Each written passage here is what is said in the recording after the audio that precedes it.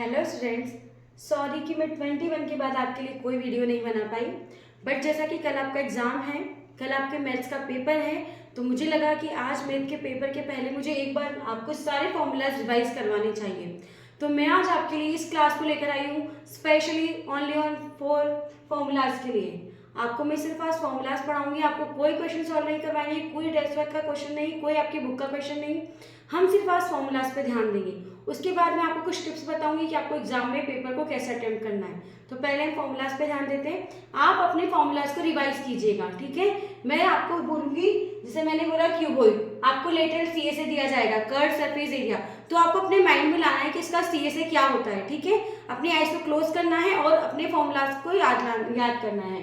अब देखिए, जैसे आपका फर्स्ट है क्यूबॉइड, ठीक है, क्यूबॉइड। अब बताइए सीए से क्या होता है। सीए से मीन्स होता है कर्व्ड सरफेस एरिया। क्या होता है क्यूबॉइड का कर्व्ड सरफेस एरिया? तो ये होता है 2HL+B, ठीक है। इसका TSA टोटल सरफेस एरिया, ठीक है।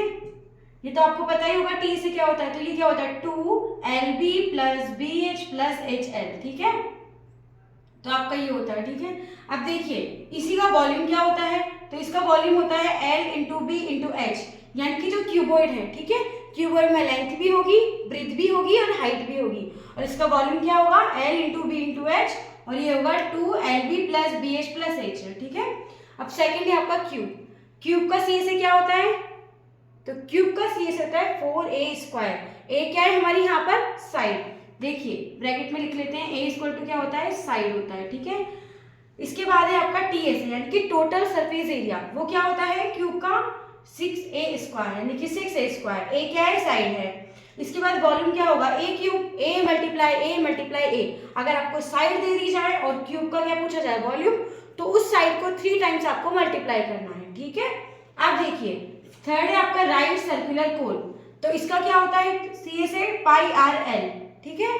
इसके बाद देखो इसका टी से क्या होगा πRL+R। एल यहाँ पर क्या है, लेंथ, और आर क्या है, रेडियस। अब देखिए इसका ही वॉल्यूम क्या होगा 1/3 πr²H। फोर्थ देखिए आपका स्फीयर। स्फीयर क्या होता है, गोला। गोले का देखिए, गोले का सी से क्या होगा 4 πr², ठीक है। और इसका टी से भी यही होगा, टोटल सरफेस एरिया भी। इसके बाद इसका होता है वॉल्यूम 4/3 × πr³।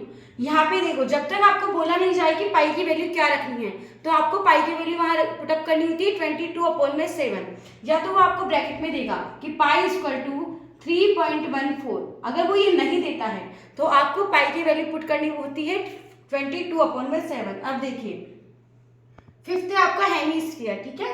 अब हेमीस्फीयर का क्या होगा, यहीं से आप आइडिया लगा लेना कि देखिए स्फीयर तो होता है कंप्लीट, ठीक है, ये तो होता है कंप्लीट स्फीयर, और हेमीस्फीयर क्या होता है, इसका हाफ, इस स्फीयर का हाफ, ठीक है। तो देखो अगर ये हाफ है तो इसका लेटरल सरफेस एरिया या कर्व सरफेस एरिया ये भी हाफ होगा। तो देखिए स्फीयर का क्या था 4 πr², तो इसका हाफ होके क्या हो जाएगा 2 πr², ठीक है। अब यहाँ पे देखिए स्फीयर में क्या है, टी से 4 πr², और यहाँ पर क्या हो जाएगा 3 πr²। यहाँ देखिए इसका था 4/3 πr³, और यहाँ था, यहाँ होगा आपका 2/3 πr³। इसका वॉल्यूम ये होगा, ठीक है।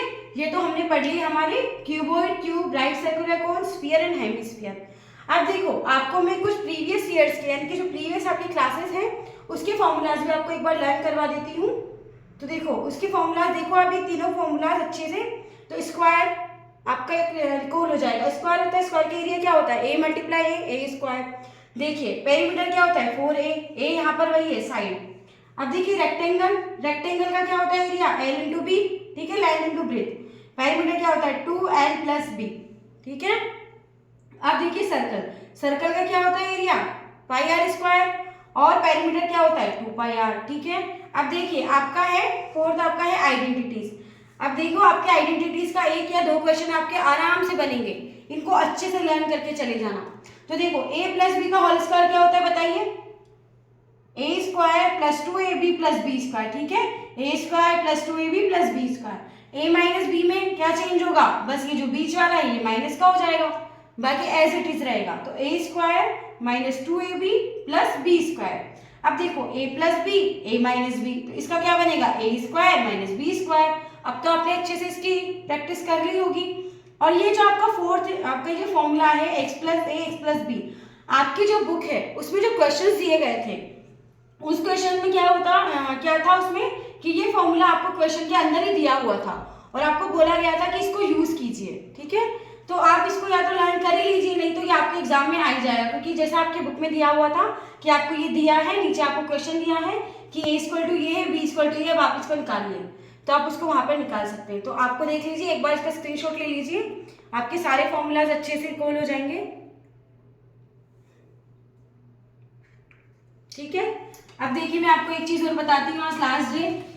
ऑब्जेक्टिव टाइप जो क्वेश्चंस होते हैं, आपने बड़े बड़े क्वेश्चंस की तो अच्छे से प्रैक्टिस कर ली होगी। ठीक है, आपके जो भी ऐसे टाइप क्वेश्चन आएंगे, short type, very short type, लेकिन जो आपके ऑब्जेक्टिव टाइप क्वेश्चन होंगे उसमें आपको घूमना नहीं है। आपका वो माइंड क्या करेगा, माइंड को आपके डाइवर्ट करने की कोशिश करेगा, वो आपके माइंड को घुमाने की कोशिश करेगा, लेकिन आपको वहाँ घूमना नहीं है। देखो जैसे अभी मैंने डेस्क वर्क में एक क्वेश्चन पढ़ा था कि वहां पर था बाइनोमियल, आपको क्या करना है, बाइनोमियल आपको आइडेंटिफाई करना है। उसमें आपको ऑप्शंस दिए हुए हैं, उसके ऑप्शंस तो मुझे ध्यान नहीं है, लेकिन अब देखो जैसे उसमें ऑप्शन दिया है 5 माइनस 3xy, बी था कुछ 5x माइनस 2y प्लस 3, ये मैं अपने अकॉर्डिंग दे रही हूँ। ठीक है, और सी आपको दे दिया 5x प्लस 2x, डी आपको दे दिया 5 minus 3y plus 3x plus 3z, ऐसा ही कुछ मान लो। ठीक है, अब देखो आपको क्या बोला है बाइनोमियल। अब बाइनोमियल क्या होता है, ये तो आपने अच्छे से पढ़ा है कि बाइनोमियल क्या है, जिसमें 2 स्टेप्स होती है, 2 टर्म्स होती है।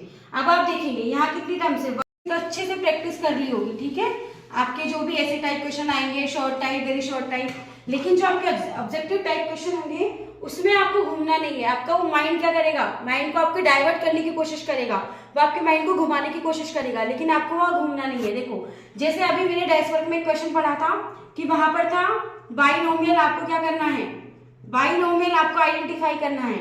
उसमें आपको ऑप्शंस दिए हुए हैं, उसके ऑप्शंस तो मुझे ध्यान नहीं है, लेकिन अब देखो जैसे उसमें ऑप्शन दिया है 5 माइनस 3xy, बी था कुछ 5x माइनस 2y प्लस 3, ये मैं अपने अकॉर्डिंग दे रही हूँ। ठीक है, और सी आपको दे दिया 5x प्लस 2x, डी आपको दे दिया 5 minus 3y plus 3x plus 3z, ऐसा ही कुछ मान लो। ठीक है, अब देखो आपको क्या बोला है बाइनोमियल। अब बाइनोमियल क्या होता है, ये तो आपने अच्छे से पढ़ा है कि बाइनोमियल क्या है, जिसमें 2 स्टेप्स होती है, 2 टर्म्स होती है।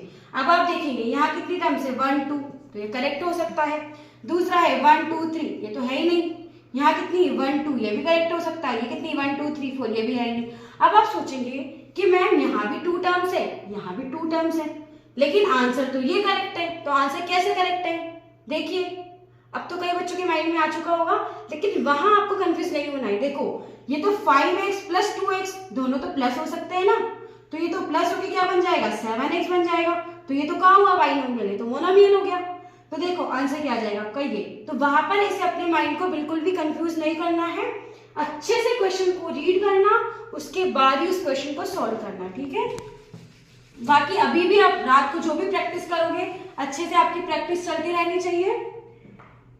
देखिए अब कल आप एग्जाम देने जा रहे हो, आपने पूरे साल जितनी मेहनत की है, कल उसका परिणाम आपको खुद दिख जाएगा कि आज हमने कितना किया है।